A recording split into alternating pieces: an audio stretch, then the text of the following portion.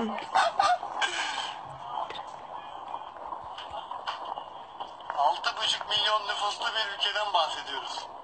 Kırgızistan. Hepsi birer havai fişek almış. Hepsi birer tane almış galiba. Ayto geleceğe selam söyle. Türkiye'den izliyorlar. Diyeceğim Mustafa mı diyorum? Gelmesin. Çok kötü.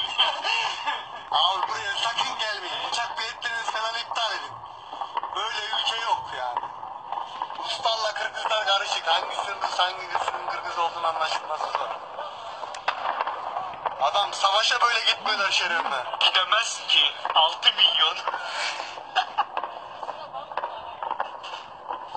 Yaşlar! Yok artık böyle bir şey yok ya. Başka. Karadeniz'de var lan burada. Bre bağırma. Abim yeniyle girdik, haberiniz var mı?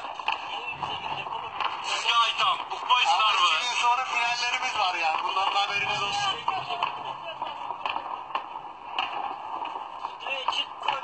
Abim savaşta harcayacağınız torpil attınız, yeter be. Adamlar $1,5 milyon şeyi var. Aga bir kişi izliyor, sen niye çoğul konuşuyorsun be? 5 milyon dolar. 5 milyar dolar da borçları var.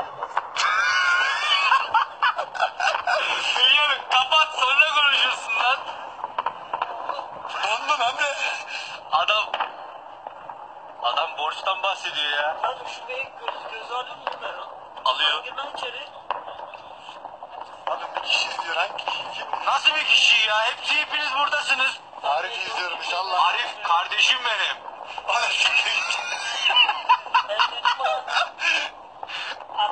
Adamın dibisin Arif. İşte gördüğünüz gibi girdik. Çıkıyor. Yavaşlamaya başladı. Bak kuş sürüsü geçiyor bak. Gördün mü?